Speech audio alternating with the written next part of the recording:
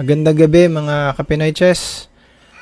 Gusto ko lang sana ipakita tong yung tool na sinasabi ko nung last time, nung unang post ko sa Pinoy Chess page.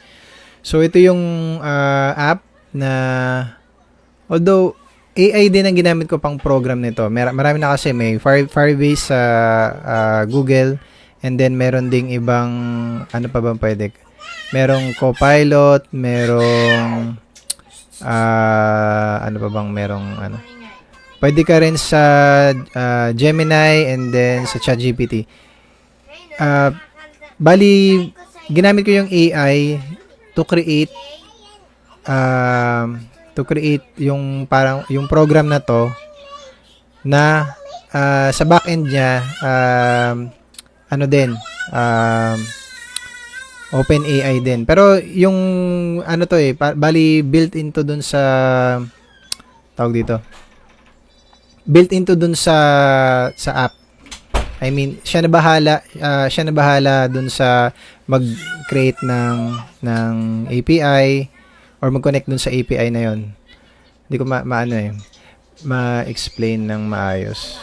Pero bali madali lang kasi ngayon create ng mga kahit na anong app na gusto natin. Bali, ipo-prompt mo lang yung AI kung ano yung gusto mong program. And kasi wala pa akong nakita kasi diyan sa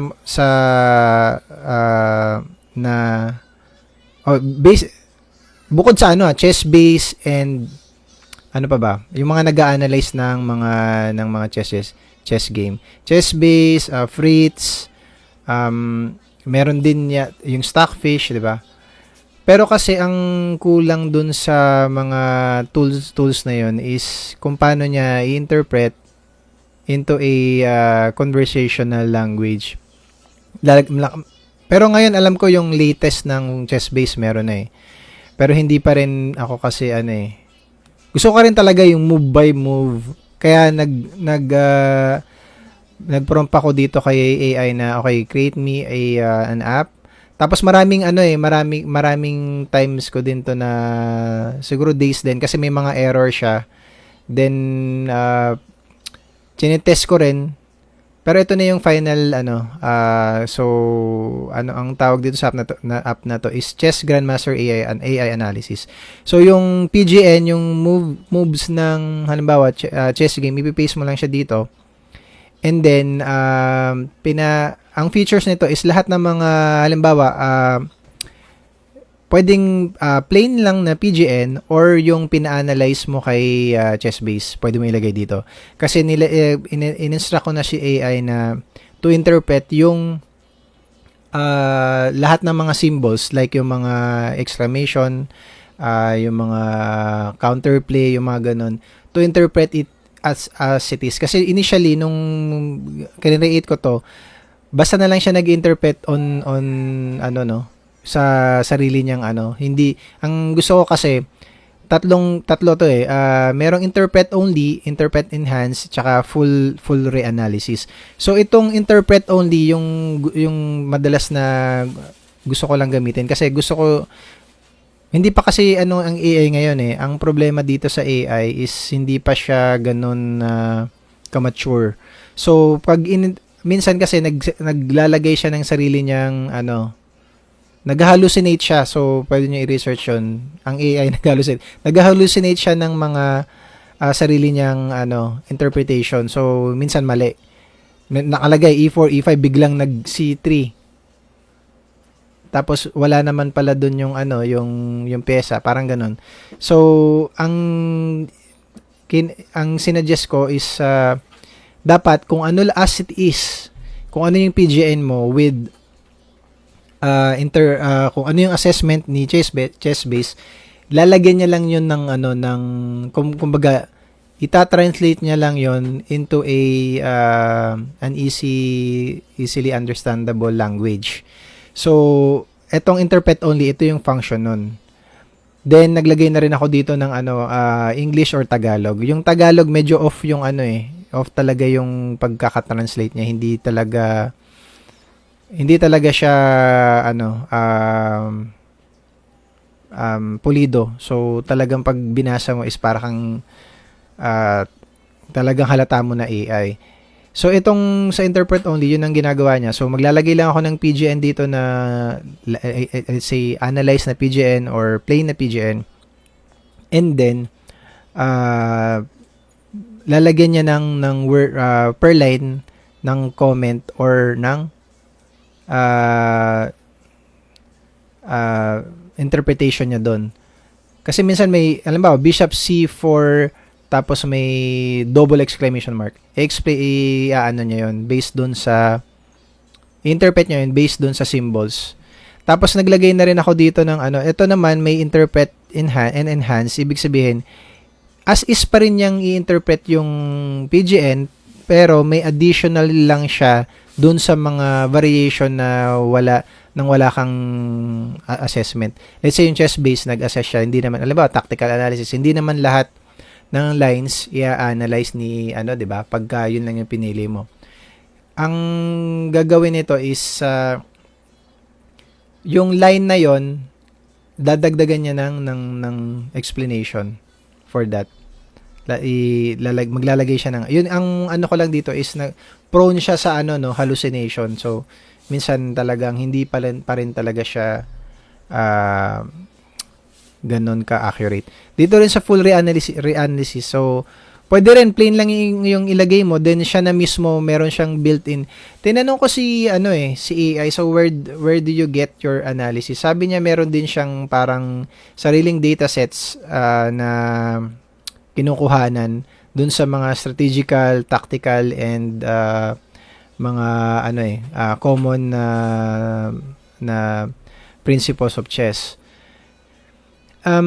Medyo na hindi rin ako sa kanya convinced. So sabi ko sa kanya maglagay siya ng knowledge base na based dun sa knowledge base na yon, mag-create siya.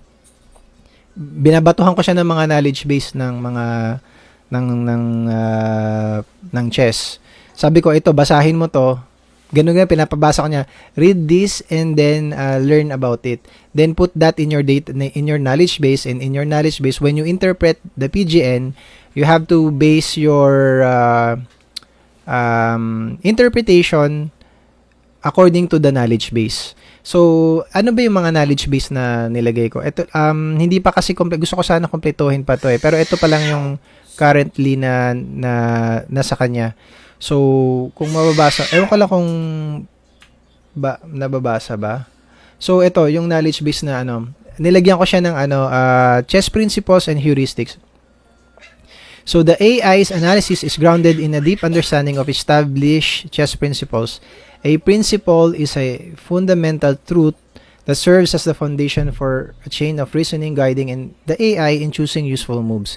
The central goal is to overpower your opponent by systematically increasing the overall firepower of your team whilst at the same time reducing the firepower of their team.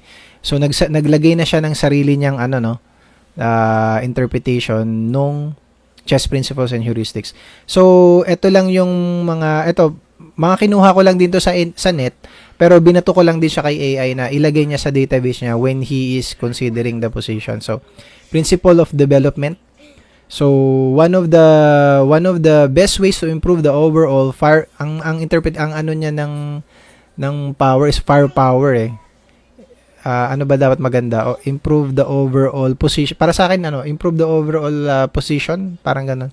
Sa kanya, firepower Baka mas accurate siya. So, one of the best ways to improve the firepower, ewan ko lang kung kita, the firepower of your forces is to increase the role of a piece by developing it to a more useful position. A developed piece is more firepower than an undeveloped piece. So, has more firepower than okay, yun yung niya. Tapos, principle of king safety. Marami yan. Not sure lang kung nababasa nyo, no? Kailangan i-zoom ko Teka. So, may principle of king safety, principle of central control. Ayan, may mga principle siya na Gusto ko kasi i-add niya rin yung per line, per move. Halimbawa, move 1. Anong principle ang ginamit niya for that? Kasi para, halimbawa ako nag-aaral ako ng chess. Gusto kong maintindihan, bakit niya ba tinira to? Usually kasi, pag yung mga players, 'di ba? Ano niya na kumbaga minsan muscle memory or talagang by experience, by na alam na nila na yun dapat yung tira. Although hindi nila kaya minsan i-explain in a sa sarili nilang ng hindi lahat ng players, pero may mga players talaga na magaling explain in a more understandable ng lahat. Basta halimbawa 'di ba may tayo nung kay sino ba yung sinabi tinanong si Capablanca dati, sabi how many moves do you see ahead?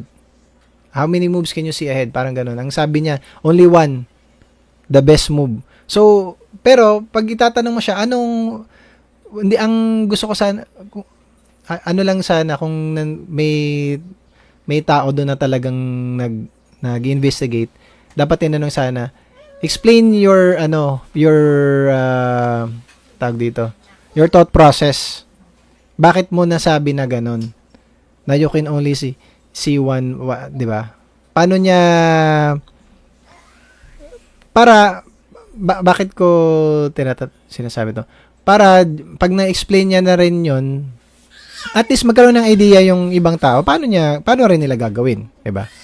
Wala, sinabi niya lang, how many moves can you see ahead? Siyempre, sinagot na lang ito, only one, the best move. May follow-up question dapat na how can you do that? So, para, 'di ba? Pero hindi naman lahat. Gusto natin, siyempre yung ibang mga gusto natin maging parang Capablanca din na 'di ba? Kung paano niya. Pero kasi iba yung thought process niya, iba yung nakikita niya, iba yung understanding niya. So, itong AI knowledge-based chess principles and heuristics, tawag dito. Binatuhan ko siya ng mga known principle para doon siya mag-base, para yung PGN na ilalagay, ma-interpret niya according to doon sa principle na yon. Para pagbabasahin ko yung PGN, meron na siyang explanation na, okay, in this, itong tira na to, ang principle na ginamit niya dito is the principle of center control. Ngayon, based on this, ito yung ginawa ni GM. Halimbawa, tumira siya ng knight f3. Okay, anong principle doon? Ito lang yung mga principles na sinunod niya. So, at least, yung babasa dito sa PGN, pag na-extract na to, magkakaroon siya ng understanding in his, na pwede niyang i-apply sa kanyang game na ano ang principle dapat pag ganitong position. Itong para hindi na siya manghula or magre-rely sa tawag dito, pa. Mahirap kasi yung hindi ka naman computer para makalculate mo lahat ng mga 'di ba? Minsan mas maigi pag halimbawa pag blitz game or bullet, 'di ba? Na you have to understand in a matter of seconds lang dapat na kung paano ang the best na tira.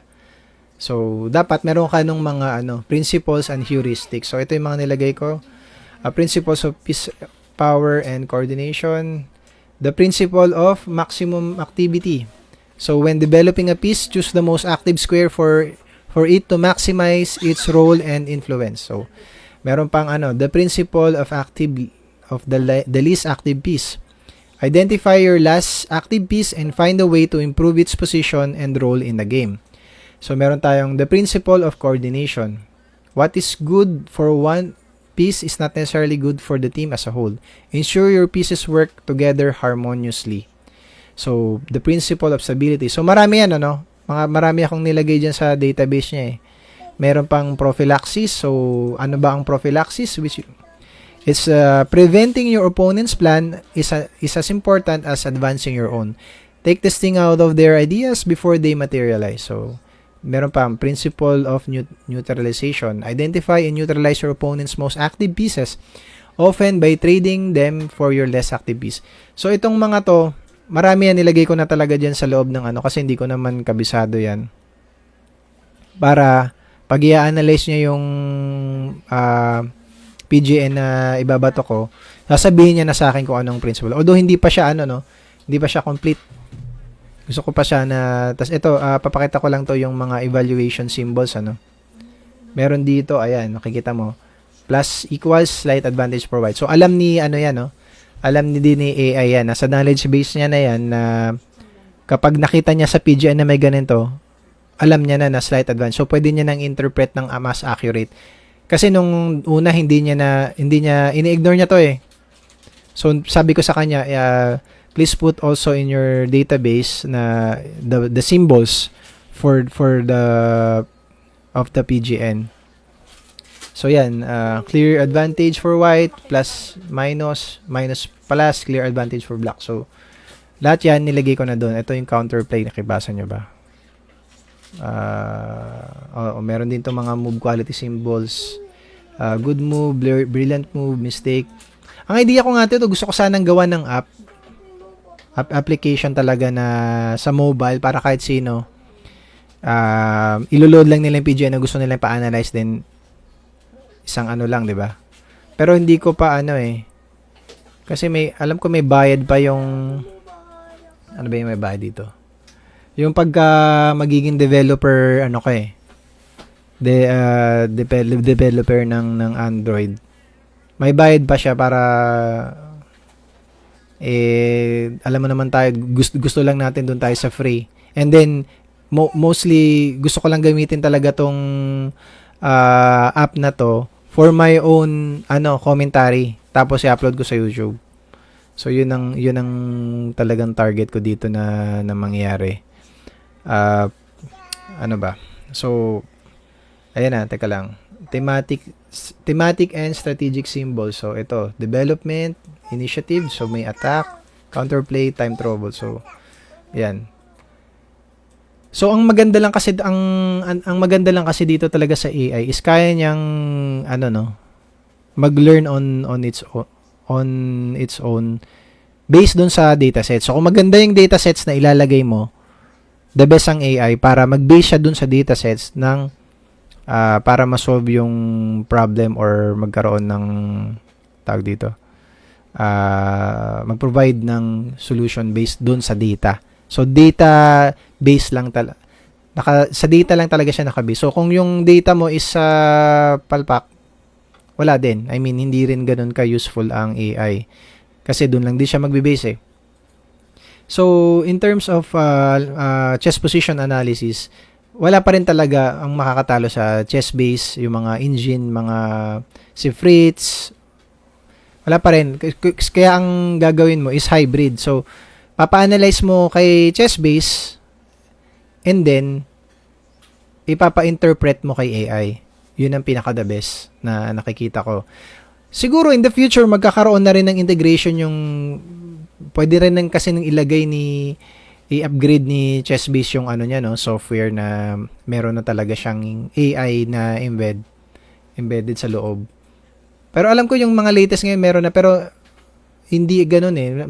Tiningnan ko yung analysis niya parang pa rin plain lang din hindi walang human, may word siya ng konti na nilalagay pero hindi siya detailed na wordings na in a simple language na maiintindihan ng lahat. So ito na sabihin ko na kung paano ginagamit. So ilalagay mo yung PGN dito. And then mamimili ka ng analysis ng personality. So ang tanong, ano ba yung mga difference sa personality na to? Ano lang to, I mean yung wordings lang nang gagamitin niya. Although yung analysis will be the same. Pero yung wordings lang na ginagamit dito na eto, halimbawa grandmaster yung gusto mong parang personality. Ang gagawin niya is ipo-point niya yung mga mistake and then magpo-provide siya ng mga concrete variations. Pag enthusiastic streamer naman ang pinili mo, lang to, parang sino bang enthusiastic? Parang si Gotham Chess. Ayun. High energy, fun commentary with modern slang. Although hindi ako natatawa minsan sa mga niya sa mga patawa niya. Pero iba kasi yung ng AI hindi na talaga nakaka-capture yung human aspect. So itong CAM instructor, so straight to the point lang siya patient, educational, and focus on fundamentals. Itong historical analysis naman, maglalagay siya ng mga ng mga historical context dun sa game. So kukuha lang siya sa, hindi ko nga alam kung saan, hindi ko naman kasi sa kanya sinabi na kung saan kukuha, no, pero baka ginugoogle lang din niya yung sagot niya dito eh. Or dapat pala i gagawa rin ako ng strict na ano niya na only based on tawag dito, respected sources, parang ganun. Pero hindi ko pa na ano, ito lang lagi inaano ko yung grandmaster proof. Alam mo naman tayo, gusto natin yung maayos na ano, 'di ba? Bari na explanation.